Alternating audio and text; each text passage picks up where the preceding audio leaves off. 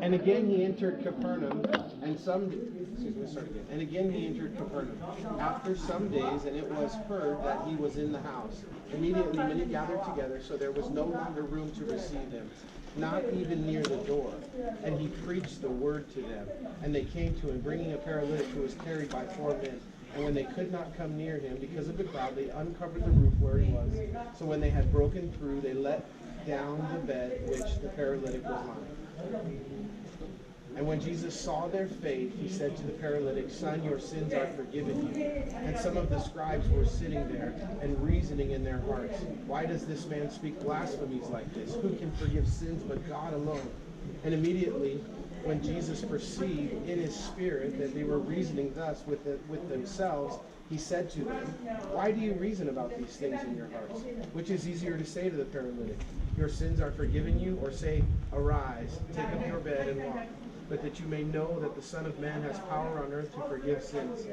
He said to the paralytic, "I say to you, arise, take up your bed, and go to your house." And immediately he arose and took up his bed and went out of the presence of them all.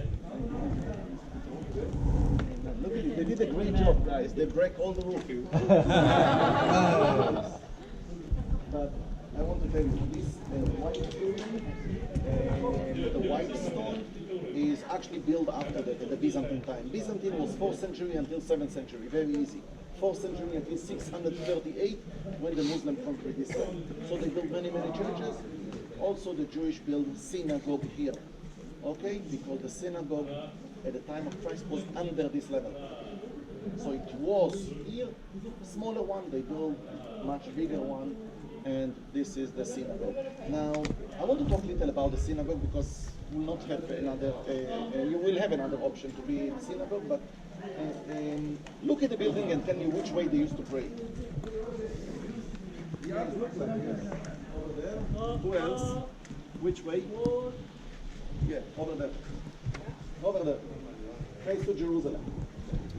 Okay, Israel is so small. When I was in Knoxville, Tennessee, I teach in a little community, Jewish Messianic congregation, for the people with the children, including the children. So we didn't have our own place to do Shabbat service.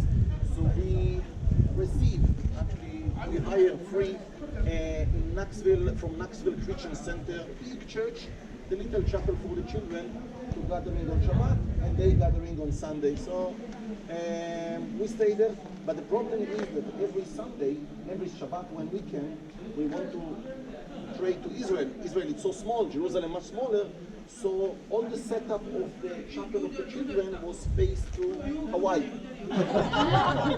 So we come early, some ushers and me and the rabbi, and we set everything to Jerusalem, and at the end we actually move everything back, and we receive another 2 rooms, one class for Hebrew teaching that I was the teacher with the children, and one little room to put all our stuff.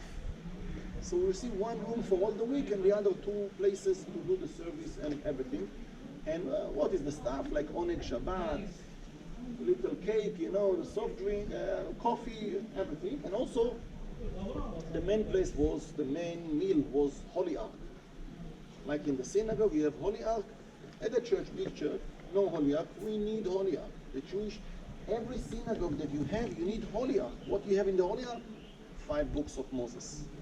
Scroll is actually written on the parchment, skin of the goat, sheep, cow, beef, and kosher animal, and is written from Genesis until Deuteronomy book, 5 books of Moses, and we read 2 times, every synagogue in all over the world, they read the portion of the week.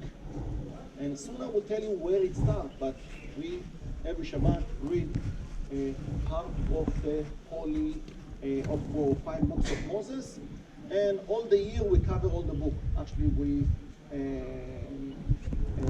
split 5 books of Moses for 52 weeks, and every Monday, every Thursday,